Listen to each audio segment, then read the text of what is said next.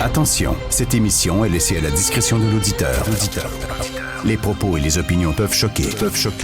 Oreilles sensibles s'abstenir. Richard Martineau. Un animateur pas comme les autres. Richard Martineau.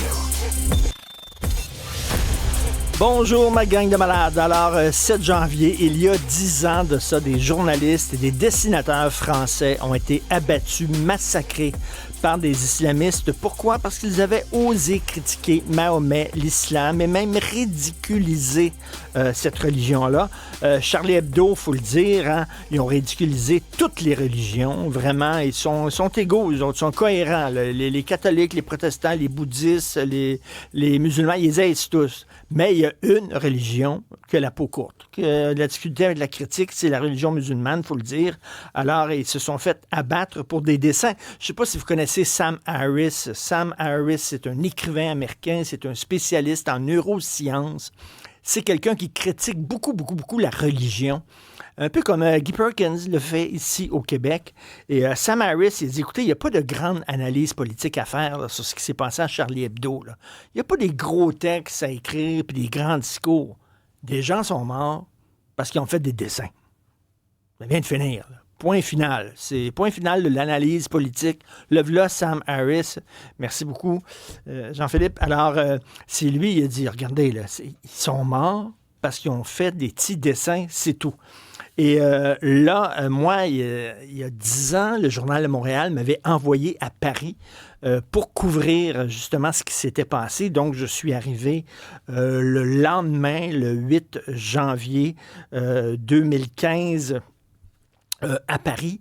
Et l'atmosphère était extrêmement lourde, très lourde. Je suis allé devant les locaux de Charlie Hebdo, les fleurs, les dessins, les crayons. Les gens mettaient des crayons en disant « Ils sont morts, ils se sont fait tirer parce qu'eux autres, leur arme, c'était un crayon. » Et là, tout le monde dit « Je suis Charlie, je suis Charlie. » Qu'est-ce que ça veut dire « Je suis Charlie » au juste? Hein? Tout le monde dit ça, puis après, avec les années, là, tout le monde met ça sur sa page Facebook. Mais tu sais, on a comme oublié qu'est-ce que ça veut dire. Ça veut dire deux choses. Premièrement, nous n'avons pas à craindre pour notre vie lorsque nous critiquons des idées. On a le droit de critiquer le capitalisme, on a le droit de critiquer le communisme, hein, notre vie n'est pas en danger. Bon, on a le droit de critiquer le catholicisme, parce que c'est une idée. Une religion, c'est une idée. C'est une idéologie.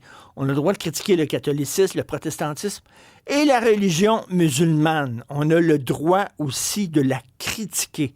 Et c'est ça, être Charlie. Et être Charlie, bien justement, c'est dire, il ne faut pas avoir peur. Regardez le bye-bye.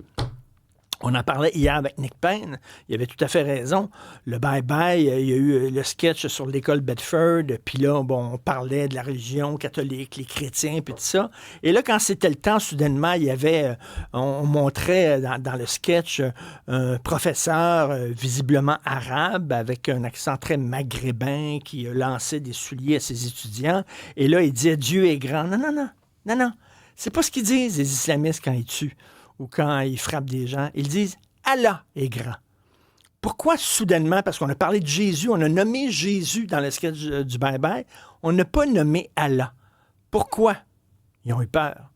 Il faut pas critiquer. On voit justement, pour ceux qui nous écoutent à la télé, on voit justement l'extrait du sketch de bye-bye.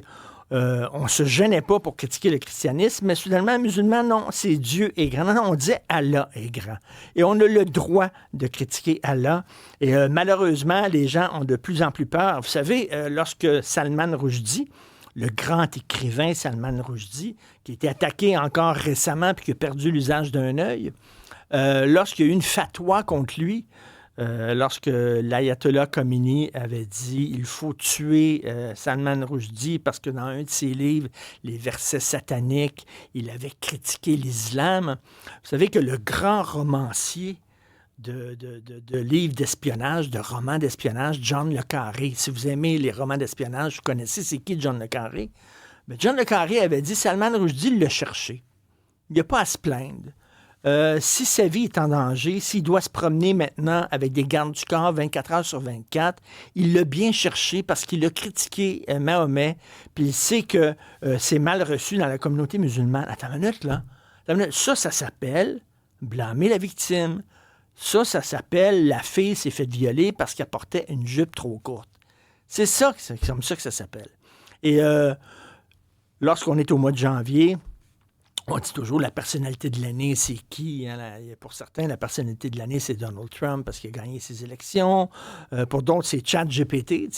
Ça peut être une personnalité de l'année. Pour moi, c'est Aou Daryaei. Aou Daryaei, c'est qui? Ben, c'est une jeune femme en Iran.